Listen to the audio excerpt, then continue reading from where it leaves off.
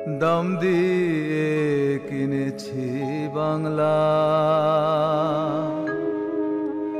কারোর দানে পাওয়া নয়। কত কুলের কুলাঙ্গনা নাম নিয়াছে বীরাঙ্গনা।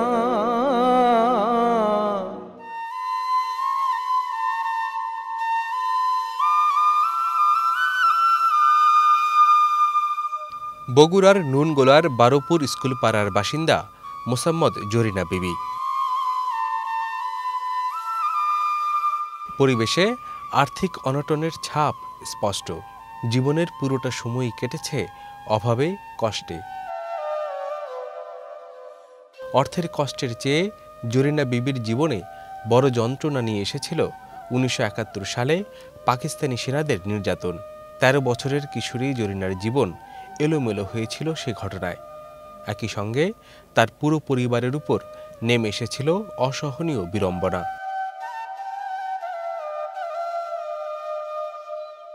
জরিনার চাচা সেদিনের সাক্ষী বলছিলেন, উঁচু উঁচু ভিটার তাদের বড় বাড়িতে অতর্কিত হামলে পড়েছিল নরপিচাসেরা।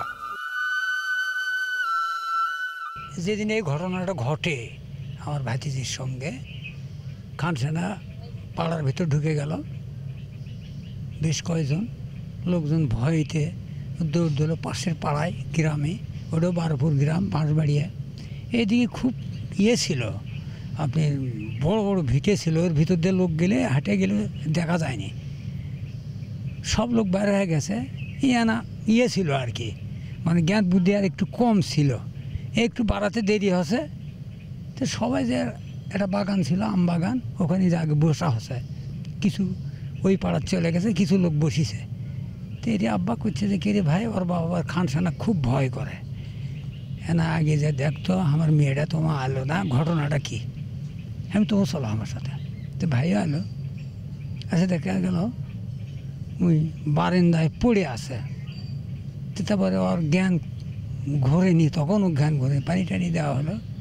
তারপরে কী করা হয়, একটা ডাক্তার ছিল, নাই মারা গেছে, রমজান ডাক্তার, বাড়ি কুকুরুল। তখন ডাকা হলো। তখন আর মোবাইলে যুক্ত না, টেলিফোনের যুগ না। গ্রামে তো আবার টেলিফোন কোথায় থাকবে, সাইকেল নিয়ে যায় ডাক্তারও নিয়ে আসা হলো, প্রাথমিক চিকিৎসা করা হলো, মোটামুটি উনি সুস্থ হলো। জরিনা তখন ছোট ভাইয়ের সঙ্গে খেলায় মেতেছিল। অমানুষের নিষ্ঠুর ছোবলে ছারখার হয়েছিল তার নিষ্পাপ শৈশব।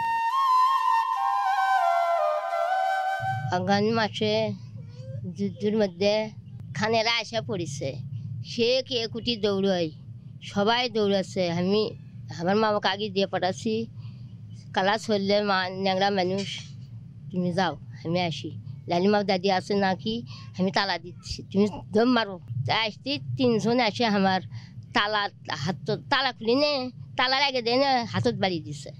হাতত বাড়ি দেয়, ঘরের মধ্যে ঢুকে দিয়ে 3 জনই সন্ধ্যা কয়েকজন কী করলো মাইনা, আমি অজ্ঞান হয়ে গেছি। কখন এটি খালি গোলাগুলি, কেউ নাই, দেশত নেই, আমি ঘরের মধ্যে পড়ে আছি। অনেকদিন অনেকক্ষণ পর বাপ মায়েরা আলো, সবাই আলো, ওরা চলে গেলে। তাদিনকে ওষুধ বড়ি করলো।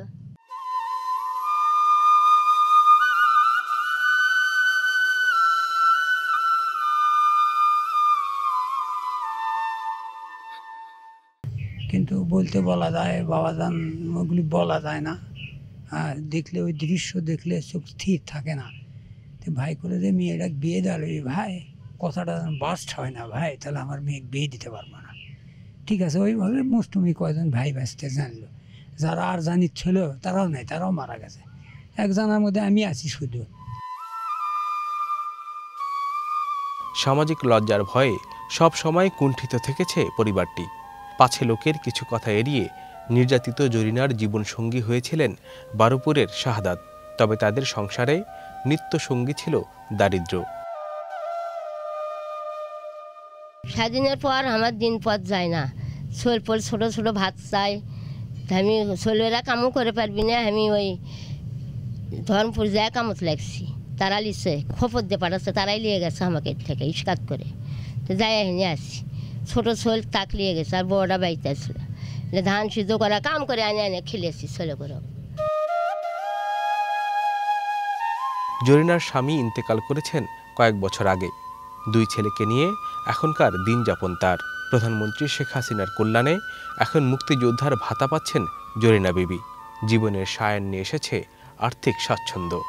সরকারের পদক্ষেপে সমাজে এখন মুখ উঁচু করে কথা বলার সুযোগ পেয়েছে জরিনার পরিবারের সবাই।